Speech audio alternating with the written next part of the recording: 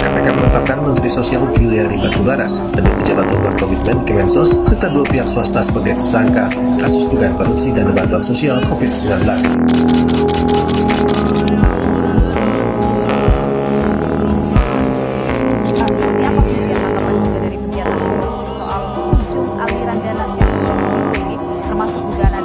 Dalam kasus kesurangan pimpinan KPK mendalami hasil penggeledahan yang dilakukan di Kementerian Sosial untuk kasus korupsi bansos. Assalamualaikum warahmatullahi wabarakatuh. Perkenalkan, nama saya Rifki Alfaiz Aziz dari jurusan Sosiologi Agama semester 3 dengan NIM 2381418. Dalam video kali ini saya memenuhi tugas metodologi dakwah, mata kuliah metodologi dakwah.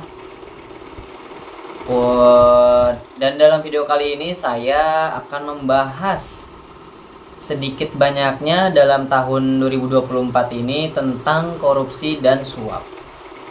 Mengapa saya memilih pembahasan korupsi dan suap? Karena bagi saya kasus korupsi dan suap ini adalah kasus yang sangat sensitif di berbagai kalangan, baik kalangan masyarakat, kalangan pekerja, ataupun kalangan pemerintah sampai kalangan presiden. Dan insya Allah dalam video kali ini saya akan sedikit banyaknya juga menyebutkan dan memberikan sedikitnya solusi untuk bagaimana kita terhindar dari kasus-kasus korupsi dan suap yang akan nanti saya jelaskan dengan beberapa bukti di dalam video kali ini. Grafik ini adalah 5 kasus korupsi dengan kerugian terbesar di Indonesia. Yang pertama, tata niaga komoditas timah. Kasus ini menduduki posisi teratas dengan kerugian negara mencapai 271 triliun. Kerugian besar ini disebabkan oleh penyalahgunaan dalam tata kelola dan distribusi komoditas timah yang seharusnya menjadi sumber daya strategis bagi Indonesia. Kemudian yang kedua ada kasus BLBI, Bantuan Likuiditas Bank Indonesia. Menempati urutan kedua, kerugian negara dari kasus ini mencapai 138,4 triliun.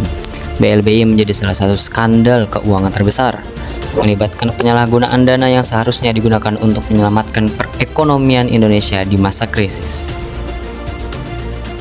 Kemudian yang ketiga, penyerobotan lahan kelapa sawit. Kasus ini mengakibatkan kerugian negara sebesar 104,1 triliun. Modus operasi kasus ini melibatkan penggunaan lahan secara ilegal yang seharusnya dikelola untuk kepentingan publik. Kemudian yang keempat, pengolahan kondensat ilegal. Kerugian yang keempat ini dari kasus ini mencapai 35 triliun, di mana pengelolaan sumber daya energi tidak sah ini memberikan dampak signifikan pada sektor migas nasional. Yang kelima, pengelolaan dana Asabri.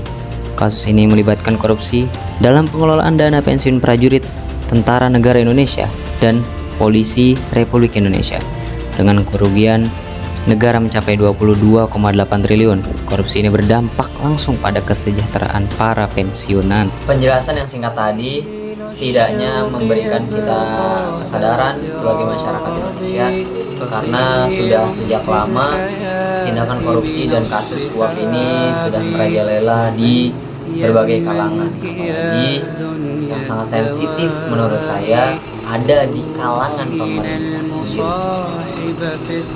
Maka dari itu saya akan membawakan dan menyampaikan firman Allah Subhanahu wa taala dalam Quran surah Al-Imran ayat 161 yang berbunyi, Bismillahirrahmanirrahim.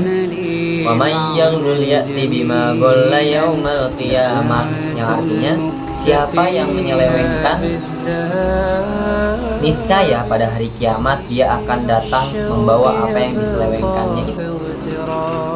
Kemudian Allah Subhanahu wa taala juga berfirman dalam Quran surah Al-Baqarah ayat 188 yang berbunyi Bismillahirrahmanirrahim wala ta'kulu amwalakum bainakum bil batili wa tudlu biha ilal hukami litakulu fariqan min amwalin nasi bil itsmi wa antum ta'lamun, yang artinya janganlah kamu makan harta di antara kamu dengan jalan yang batil atau yang salah, dan janganlah kamu membawa urusan harta itu kepada para hakim dengan maksud agar kamu dapat memakan sebagian harta orang lain itu dengan jalan dosa, padahal kamu telah mengetahui.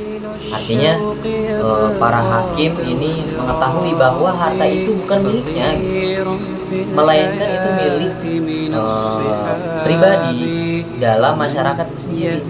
Jadi misalnya sudah bayar pajak dari pajak motor, pajak rumah ataupun yang lain itu secara kolektif yang dikumpulkan di negara kemudian dihak milik oleh para pemerintah yang tidak bertanggung jawab, dan itu akan mendapat konsekuensi.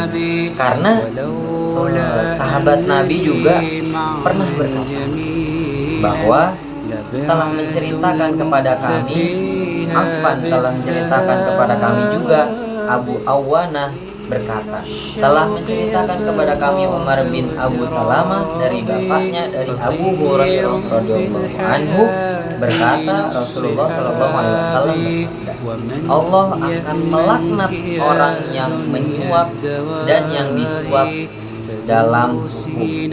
Artinya apa, teman-teman? Dalam penjelasan hadis tersebut, baik yang menyuap, baik yang disuap, baik yang disuruh, baik yang cuman membawa harta yang bukan miliknya, Allah akan melaknat, karena itu sudah menjadi ketetapan setelah nanti diamalkan. Bagaimana mereka yang mendapatkan kasus tersebut tapi hidupnya masih santai, masih enak, masih tidak ada masalah seperti itu? Apakah kalian yakin seperti itu? Itu hanya di dunia, karena kita tidak tahu apa yang nanti Allah akan berikan setelah di alam dunia tersebut. Karena di dalam hadis lain